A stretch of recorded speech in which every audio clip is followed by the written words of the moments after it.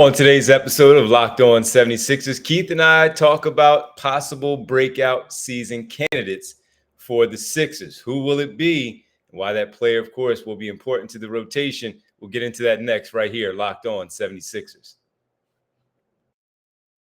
You are Locked On 76ers, your daily Philadelphia 76ers podcast. Part of the Locked On Podcast Network, your team every day.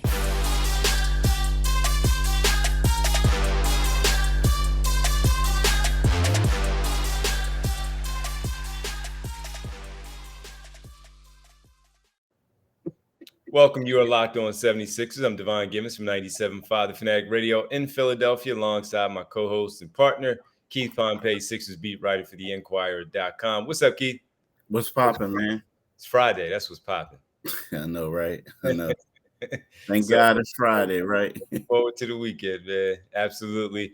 Thanks, everybody, for making Locked On 76ers your first listen every day. And remember, Locked On 76ers is free and available on all platforms, including right here on YouTube at Locked On 76ers. Well, man, you had a great question yesterday that you posted on social media that we wanted to bring to the podcast and discuss it with each other, and of course have others who may not have seen it on social media, which was what Sixer player will have a breakout season for the 22-23 campaign. And I did not look at it specifically to see who the people had. So before we get to ours, who would you say, if you had to tally it up just by glancing through the responses, would you say the people have for the candidate to be the number one choice for a bust out? It was extremely close. Number one, I would have to say, is B-Ball Paul, and number two was Maxey. You know what I mean? People think that Maxey is going to take that next level, right? But number one was B-Ball Paul Reed. Okay. All right. Well, since you threw it out there, I'll answer first and you can go second.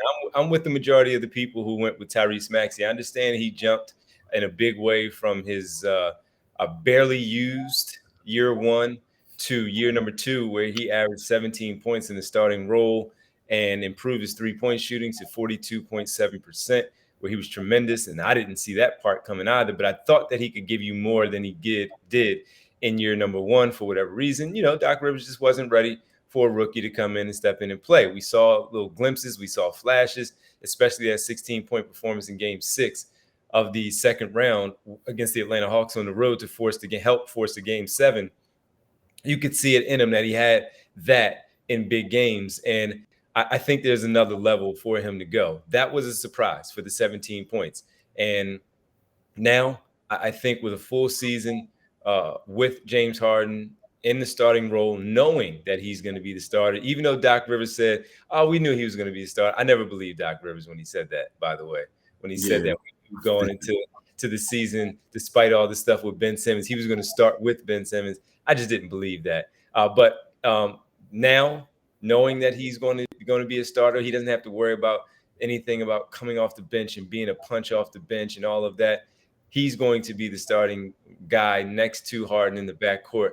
I think there's a level for him to go to with his mid-range game now. We know he can get to the basket with the downhill ability, finishing at the rim in a variety of different ways, finishing in transition. We know that. And now making the shots from three-point range. If he can consistently keep that going, and I don't mean at a 40% clip like he gave us last year, even if he does it 38, 39, close to 40, but it's a consistent, and now, again, he knows he can make that shot. That mid-range game is what's going to help put him over the top, I believe, and get him to that next level. Yeah, I agree with you on that one. But he's not the guy that I picked. He actually, he's not even in the top two of the guys that I have. The number one guy that I picked is Matisse Thybulle. And I know, and the reason why I'm going with Matisse is because when you look at him, you talk about, defense, we all know that, and we talk about the offensive struggles that he's had. But, when you base something off of somebody's work ethic and what they're putting in, and I think that the season that he had was such a struggle last year, that it's one of those things that he's going to definitely be motivated to come out and show something. And, I'm looking at it, and, you're looking at Matisse as a guy who only averages 4.1 field goals per game over his 3-year career. Last season he shot 31.3% from the three. The year before that he shot 30%. But as a rookie, he wasn't one of the best 3-point shooters, but he shot 35.7. I feel like that he's going to find his groove and he's going to be able to knock down some shots. I think a lot of it is he may have to get some more shot attempts also, because it's hard to make an impact when you're 4.1 shots per game. But I do believe that this guy is motivated and he's going to come out and he's going to show us something, because he had the times when he was benched. He had the COVID situation or the unvaccinated situation too. And I think that can impact you mentally and have a negative impact. But I do believe that he's going to come out and he's going to be have a breakout year for the Sixers this season.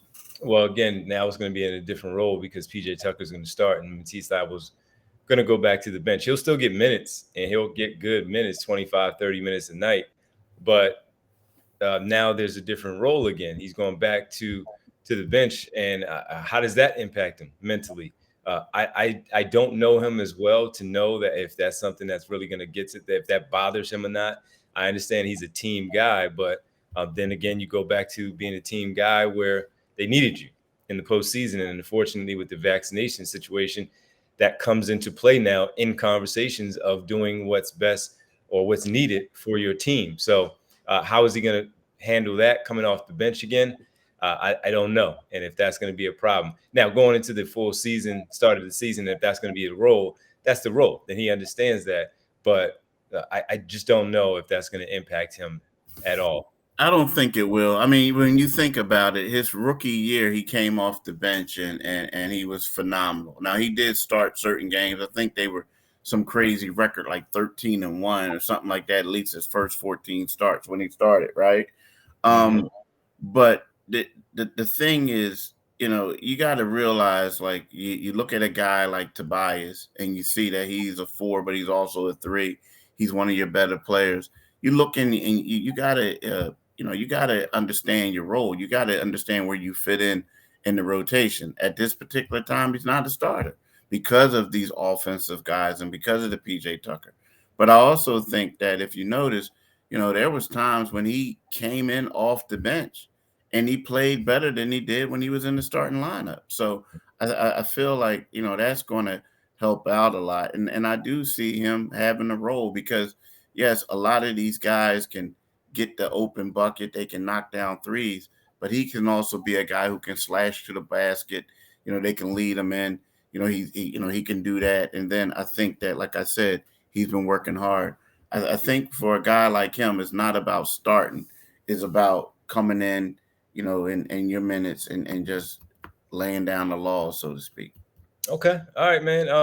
If you don't mind, on the other side, I'd like to give another one, if we can do that. I give another one, you give another one. And then later on, we'll talk about a great documentary that's coming out about point guard play from New York City. Kevin Durant's, I think that's his company that has put this together and released it. So I wanted to throw that at you as well, as we are basketball fans, number one, first and foremost, outside of work. And we also know about New York City point guards from afar and seeing how great they were. So we'll talk about that later, and we'll continue the conversation of breakout stars next, right here, Locked On 76ers. Right now, let's talk about BetOnline. BetOnline is the fastest and easiest way to check in all of your betting needs. Find your favorite sports and events at the number one online source for odds, lines, and games. Find reviews and news for every league, including Major League Baseball, NFL, NBA, NHL, combat sports, esports, and even golf. BetOnline continues to be your top online resource for all your sports wagering information, from live in-game betting, scores, and podcasts. They have you covered. Head to BetOnline today or use your mobile device to learn more about the action happening today. BetOnline, where the game starts. Do it today, people. Definitely do it today. Might as well. It's Friday. Might as well do it. I know, right? You know what I'm doing today? Making sure I get a lottery ticket in for that $1 billion. Yeah, I'm gonna have to stop and get one after we do this. That's what I'm doing. Hope you all don't do it. That gives us, Keith and I, more chance to win. Thank you for making Locked On 76 your first listen. For your next listen, check out the Locked On Now podcast for nightly recaps of every NBA game with analysis from our local experts. It's free and available wherever you do get your podcast. I wanted to give another one as far as the breakout star, the potential of having a breakout star for this season. And I wanted to look at it and say, I don't know. I believe that it's there if he is on this roster, because we talk about his contractual situation of being a second round pick and how they decide to go about that with the non-guaranteed deal that he has at the moment. Isaiah Joe, there's a spot for him for his skill set on this basketball team with the shooting. Whether it's like you talked about, going out there and getting a point guard. It wasn't just to run the team, but also to be able to knock down the shot. There's a void in the sense of a pure specialist, if you will, that shoots the ball the way that J.J. Redick did, Seth Curry did, and now with you bringing in Daniel House and James Harden can shoot the basketball. Both of them can shoot. PJ Tucker can also knock down his shots as well.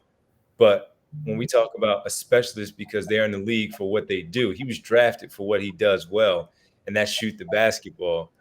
And they could still use that from someone to be that knockdown shooter. Danny Green, again, I failed to mention him, and that's my mistake, who is no longer here, traded to Memphis. Isaiah Joe has an opportunity again to be that one. And I don't want to exclude George Niang either. That's my fault for not thinking about him either when it comes to the shooting. But I think there's a place for Isaiah Joe and his outside shooting on this basketball team, Keith. So I think it's more of a want to see him be a breakout star, or I feel more confident in saying that Tyrese Maxey will take that next step. I'm still unsure of if Isaiah Joe is going to do it, but I do know that the ability that he has to shoot the basketball, why he was drafted, why he's in this league, and has good size to him and will compete on defense. I hope this is a breakout season for him in a sense of it may not be a starter, but a rotational player who teams fear coming in. Find number 7 because he can knock it down. Yeah, I would agree. I mean, and when you look at Isaiah Joe, I mean, let's face it. You know, summer league was one of those things.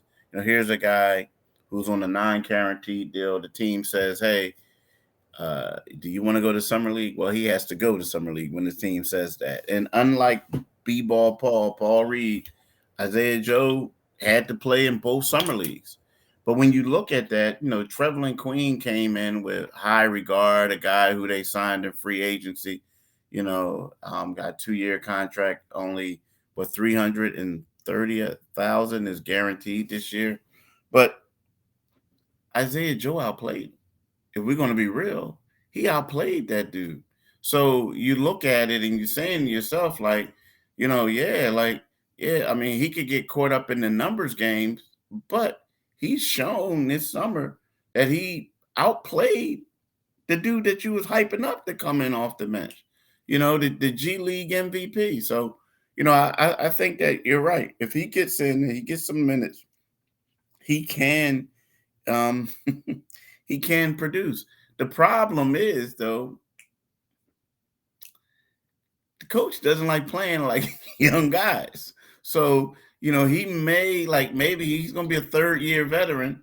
So maybe he'll get an opportunity, but I don't know, man. I think it gets to a point with the Sixers. You are who we think you are, like who you were, and you may progress and show some improvement. But the other guys who D'Anthony Melton and Daniel House are probably going to be ahead of him. You know, it'd probably be ahead of him because of that. They will be. So that's why he has to do what he does, which is knock down shots. Yeah. Yep. So, yeah, man, there's just something that, again, they could use. And if he's able to find that shooting rhythm, it would be very helpful, not only for himself because he would be on the team, but for the team also as they get ready for the season. You got one more, or you just go with Isaiah Joe? I mean, I'm going with him. I mean, I'm gonna go with him. Like, I if he's there, like, Paul Reed, yeah, he could be a good guy if he gets in, but I got to figure out how they're going to utilize him right now. You know what I mean? Like, just figure out how they're going to utilize him.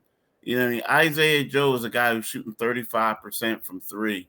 B-ball Paul Reed.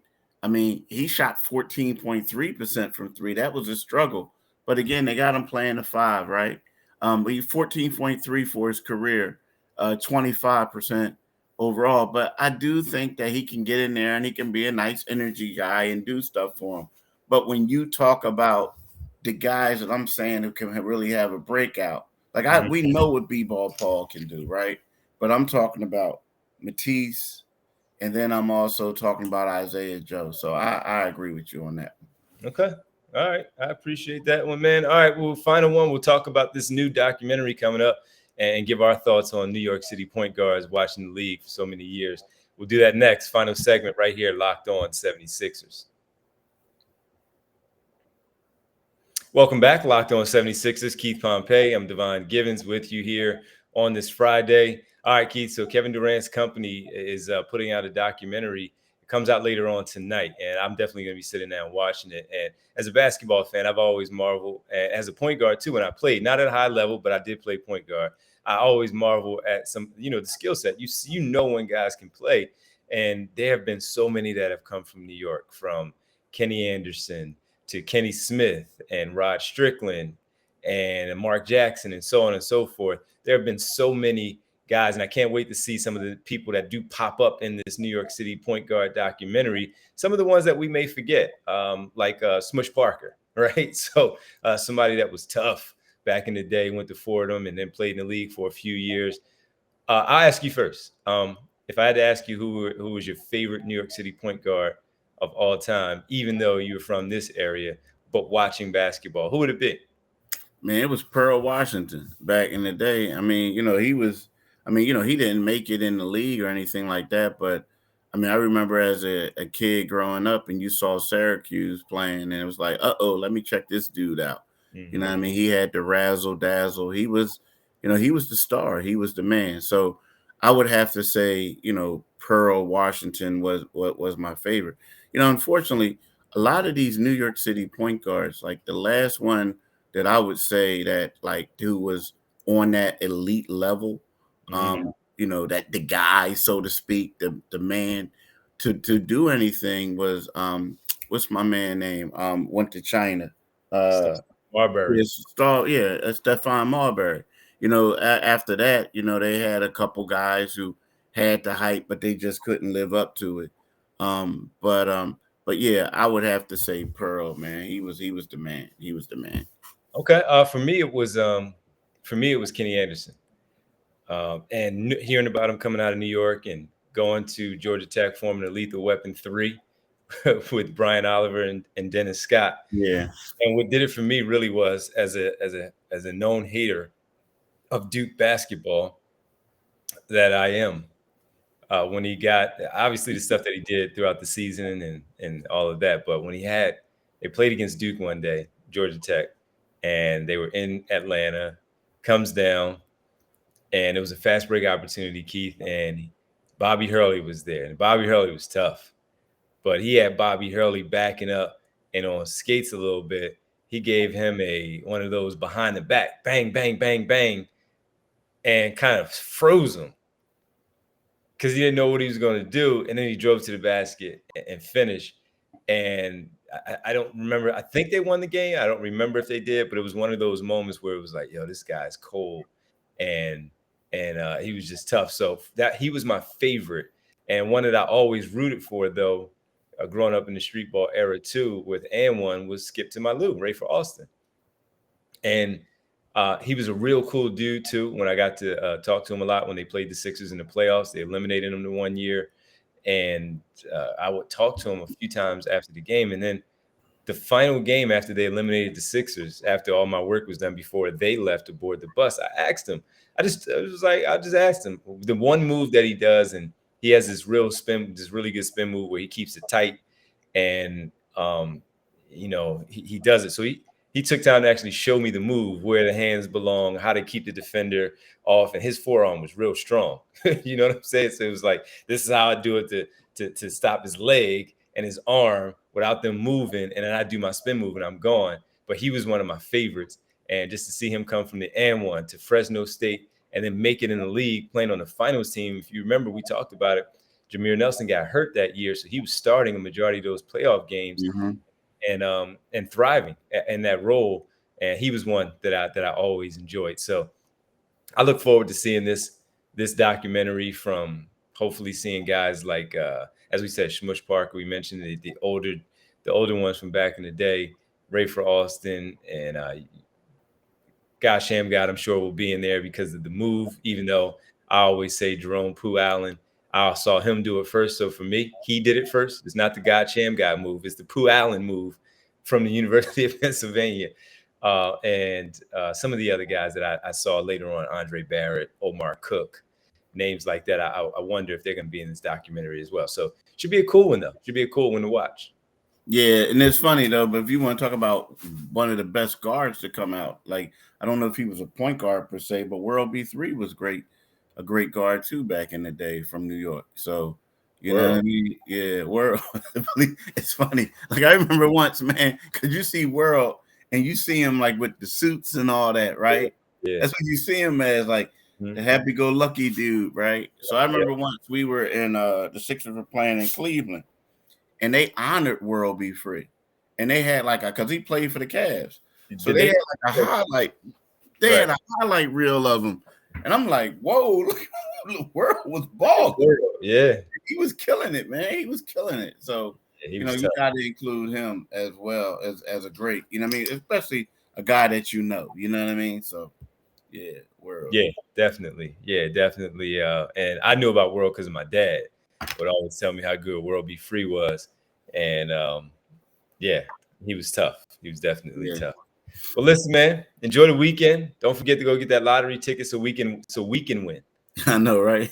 So we can win. Don't forget to go get the lottery ticket. And just to let everybody know, as Keith has been telling everyone, beginning next week, August 1st, we will be down to 3 episodes a week as the off season continues to go on. We'll ramp it back up once the season gets started, but we're doing 3 episodes a week. So we'll let you know how we do it beginning next Monday when we get back together.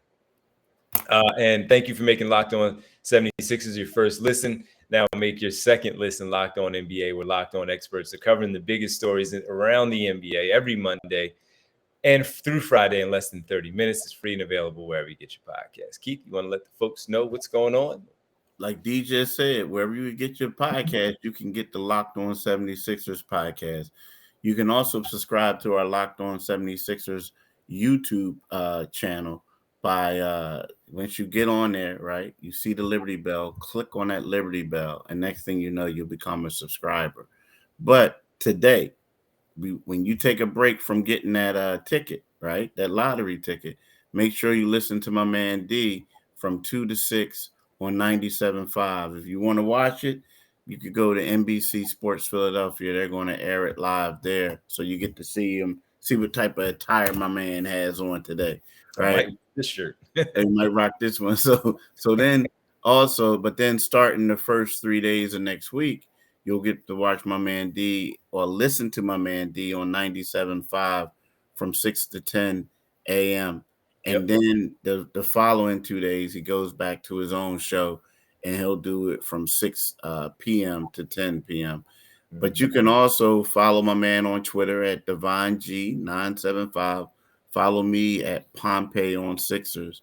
And also you can, I'm on vacation now, but you can also pick up the Philadelphia Inquirer to get your latest Sixers news. Absolutely. Well, Keith, have a great weekend, man, and enjoy some relaxation during your vacation, man. Same with you, bro. Same with you. Man. Appreciate it. We'll talk to you guys next week. Thank you. Peace.